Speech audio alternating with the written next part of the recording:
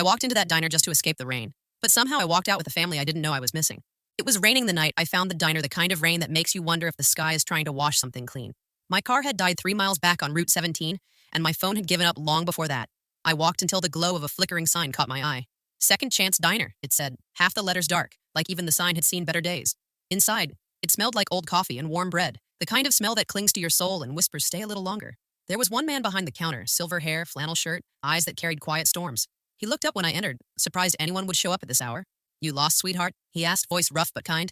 Maybe I said I think I'm just tired. He poured me a cup of coffee without asking and slid it toward me. Black, steaming, bitter but real. "That's how life tastes around here," he said with a half smile.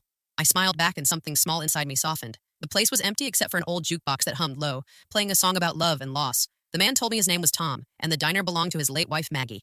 They'd opened it 30 years ago when this town still made steel and people still believed in tomorrow. Now most of the factories were ghosts and so were many of the dreams I told him. I used to work in an office back in the city but lost my job when the company folded. Lost more than that, really. My father, my faith, my sense of direction. He nodded like he'd heard the same story too many times. "Second chances aren't given," he said. "They're made. Sometimes right here over a cup of coffee." The rain kept falling outside, but inside there was a soft hum, a strange comfort. He pointed to a "Help Wanted" sign taped to the fridge door.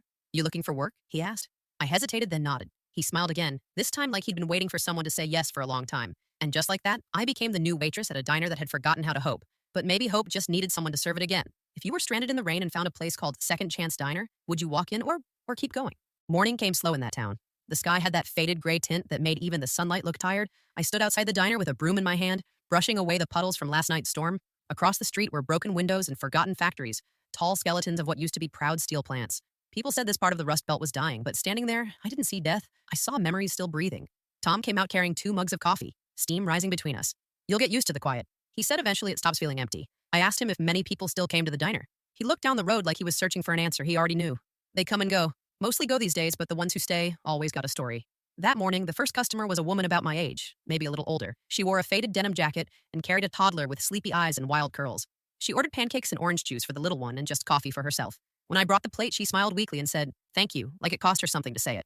Her name was Renee. She'd been living in her car behind the old church since her husband left 2 months ago. She said the diner was the only place that still felt human. Tom didn't charge her for the kids' meal. He just said, "Pay it forward someday." Later came Earl, a retired factory worker whose hands still shook from years of welding. He sat at the counter every morning like it was his church.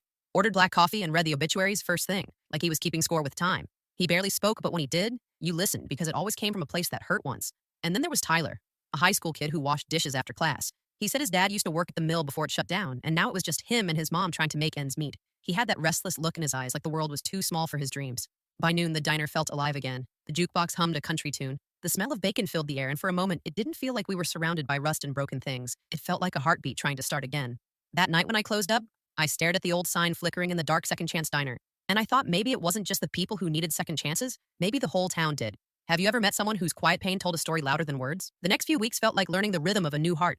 Mornings started before the sun, when the diner smelled like yesterday's coffee, and tomorrow's hope. Tom handled the grill, I handled the floor, and Tyler handled everything that burned, broke, or refused to behave. By 7, the regulars were in Earl at the counter, paper in hand, Renee with her little boy coloring napkins with crayons we kept in a jar, and Mrs. Carter, an old widow who came every Thursday to order apple pie and talk about her garden, even though winter had taken it months ago. Everyone carried something invisible, grief, pride, exhaustion, and somehow the diner let them set it down for a while. But one morning, everything went sideways. It started when the coffee machine sputtered and coughed like it was dying of old age. Tom banged it twice with a spatula, muttered something about vintage engineering, and handed me a half-brewed pot. Then Renee's kid dropped an entire plate of pancakes on the floor, syrup everywhere, and started crying like the world had ended. Before I could move, Earl bent down, picked up the pieces, and said softly, "Don't cry, kid. Some messes are meant to happen." That was the thing about the diner. No matter how chaotic, it somehow turned accidents into moments of kindness. Later that afternoon, a stranger came in, mid-30s, suit too expensive for our town, eyes too sharp for comfort. He sat in the corner booth and ordered black coffee but didn't drink it, just kept staring at a photo on his phone. After a while, he asked, "Did Maggie ever work here?" Tom froze, just for a second, but I noticed. He nodded slowly. "She used to own the place," he said. "Why?" The man didn't answer right away. He just said, "She was my mother." The diner went quiet. Even the jukebox seemed to hold its breath. Tom looked like someone had pulled the air out of him. They talked for a long time that day, quietly like the walls weren't supposed to hear. I didn't know the details then, but I could tell it was one of those conversations that stitched or tore lives apart. When the man left, he didn't finish his coffee. Tom just stood by the window long after, staring at the rain streaking down the glass. I asked him softly if he was okay. He smiled, but it wasn't real. "Some ghosts don't haunt places, Emma," he said. "They haunt people." That night when I turned off the lights, I looked around and realized this diner wasn't just serving food, it was serving unfinished stories, and somehow I'd become part of all of them. Do you think every person we meet enters our life for a reason? Or is it just coincidence? It was a Thursday evening when he walked in. The diner was half empty, the lights humming low, the kind of quiet that made every sound feel louder than it should. He carried a guitar on his back, boots worn thin, and a smile that looked like it had seen too many storms. Coffee, he said, setting the guitar beside him. Black if you've got it. Tom nodded and poured him a cup, eyes narrowing slightly like he was trying to place him. Travelers weren't rare, but ones who looked this tired. They stayed in your memory. I asked where he was headed. He said, nowhere, maybe somewhere. Depends who's asking. His name was Jack, though I wasn't sure if that was true or just easy. He took a sip of his coffee, winced, then laughed softly. Tastes like burnt hope, he said, and somehow that made me laugh too. When he opened his guitar case later that night, even Tom didn't tell him to stop. He played an old song, the kind you don't hear on the radio anymore. It was about home, about leaving and coming back and finding out the people you love have changed. The words hung in the air like candlelight, soft and flickering. Renee stopped feeding her son. Earl looked up from his paper for the first time in weeks. Even the jukebox seemed to fall silent in respect. When he finished, no one clapped. We just sat there in that beautiful stillness that comes when something honest fills the room. Then he smiled and said, guess I'll take that as a good sign. Tom offered him a plate of pie in the house, and that was the diner's way of saying welcome. Jack stayed till closing, telling stories about the towns he'd played in, the bridges he'd slept under, the people who'd given him more kindness than he deserved. He said music wasn't his dream anymore, just his map. And somehow I understood that completely. Before he left, he asked if he could play again the next night. Tom said sure, as long as he didn't scare away the breakfast crowd. That night, as I locked the door, I caught my reflection in the glass. For the first time in months, I didn't look tired. I looked alive. It's strange how a song can do that. How a stranger can remind you of something you forgot you still had. A pulse? Has a song ever brought back a memory you thought you'd buried forever? Fridays at the diner had their own kind of chaos. Truckers rolling in for late coffee refills, kids from the nearby school stopping by for fries they couldn't afford, and the jukebox playing songs too old for anyone to remember who sang them. Tom said business was picking up. Slowly, I said, maybe hope was contagious. He just smiled and told me to check the oven before the pie turned into charcoal. But that night, everything went a little wrong and a little right at the same time. Jack came back with his guitar slung over his shoulder, wearing the same denim jacket but a new kind of calm. He said he'd been sleeping in his van by the river, and when he woke up that morning, he felt like this town might be worth staying in a bit longer. I told him the diner had that effect. It trapped people in second chances. The pie was already in the oven when Renee came rushing in, tears streaking down her face, holding her phone like it had betrayed her. Her husband had called, the one who left. Said he wanted to talk, said he'd changed, said he missed their son. But her voice shook when she said it, because she didn't know if she believed him anymore. Tom took her hand across the counter and said, sometimes people come back because they're lost, not because they found you again. She cried harder, and that's when we all smelled it. Burnt sugar, smoke, disaster. I ran to the oven, opened it, and a puff of black smoke escaped like it was laughing at me. The pie was ruined completely. Black, cracked, unsalvageable. Tyler started fanning the air with a dish towel, coughing and laughing at the same time. Earl mumbled, guess we'll just call it Cajun-style pie. Everyone laughed, even Renee between tears. And somehow, the moment turned from sad to warm. Jack strummed a few playful notes and started singing about the night the pie fought back. It wasn't good, but it was real. And soon everyone joined in, off-key and unashamed. That's what the diner did. It didn't fix people, it just gave them room to breathe, to mess up, to laugh again without feeling guilty about it. When the night was over, Renee said she'd blocked her husband's number. Tom told her that was the bravest thing she'd done in months. Jack offered to walk her to her car. And me? I stood by the window, watching the neon sign buzz against the dark, the smell of burnt pie still hanging in the air. But somehow it didn't smell like failure. It smelled like something beginning again. Have you ever had something go wrong that somehow turned out to be exactly what you needed?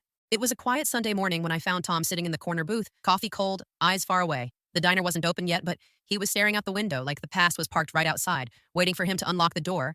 I poured him a fresh cup and sat down across from him. You ever wonder why it's called the Second Chance Diner? He asked suddenly, voice low. I said, because everyone who walks in here needs one? He smiled faintly, but it didn't reach his eyes. No, he said, because Maggie believed everyone deserved one, even her. He started talking like the words had been waiting years to leave his chest. Maggie was his wife, his partner, his reason for building this place. They'd opened the diner when the steel mill shut down, so the workers would still have somewhere to go, somewhere to belong.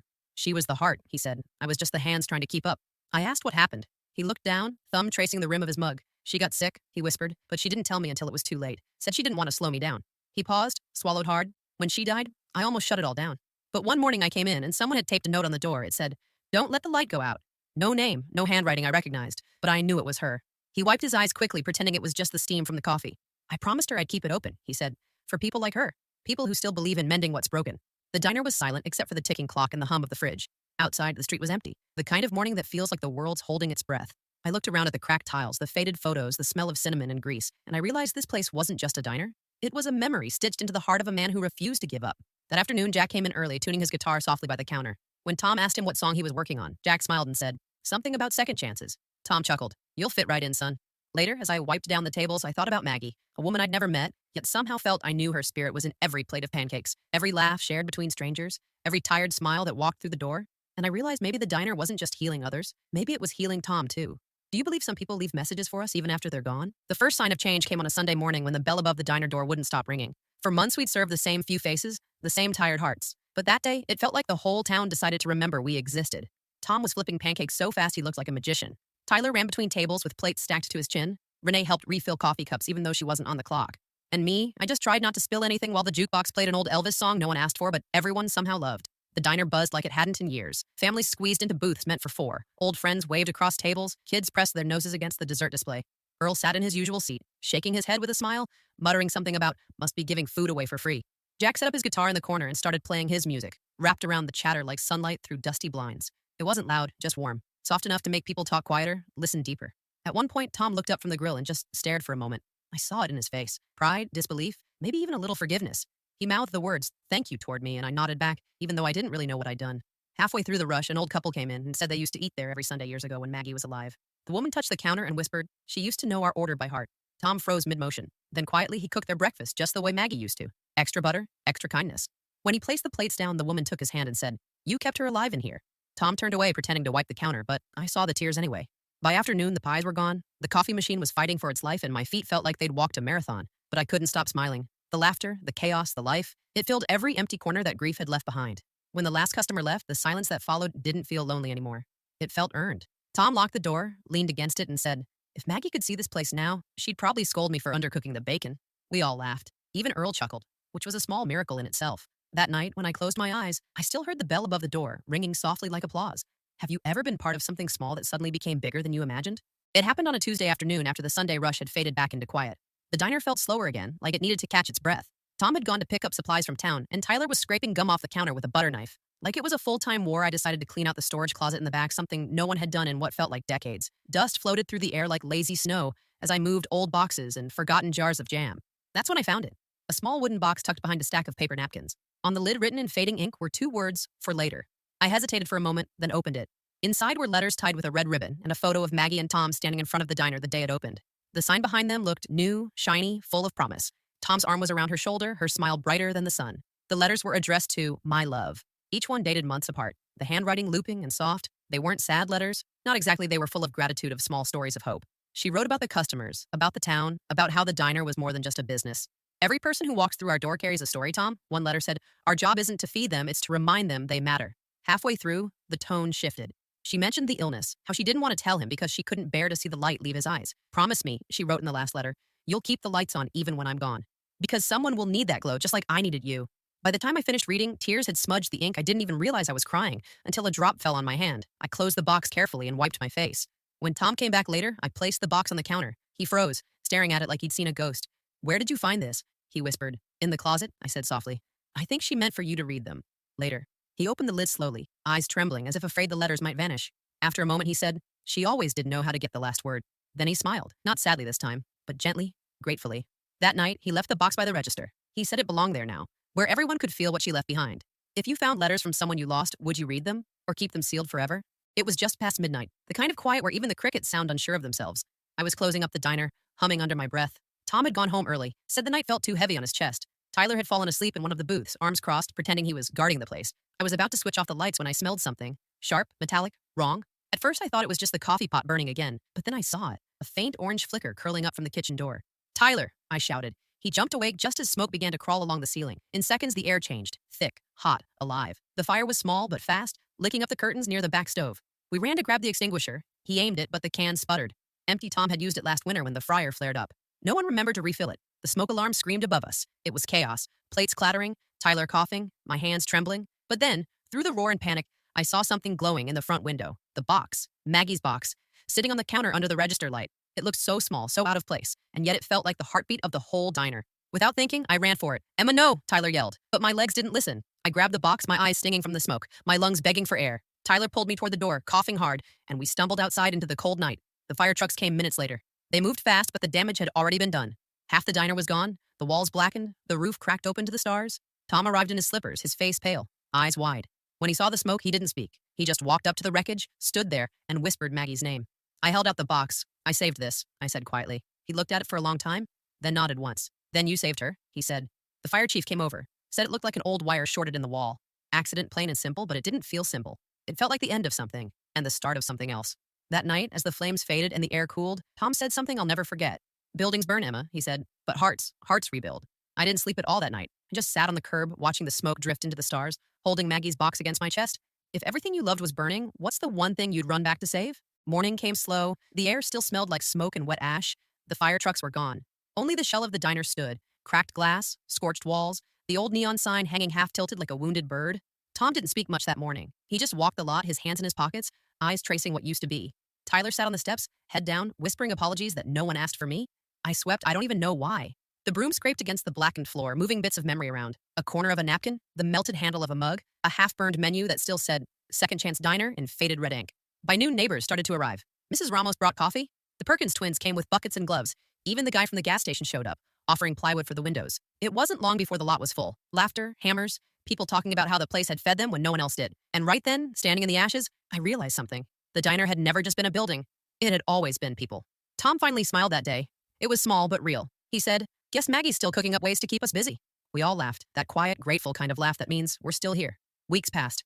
We rebuilt the booths, repainted the walls, scrubbed the smell of smoke from every inch. Tyler learned to make pancakes. Badly at first, then better. Tom put the jukebox back near the window, same spot Maggie used to stand when the sun hit her hair just right.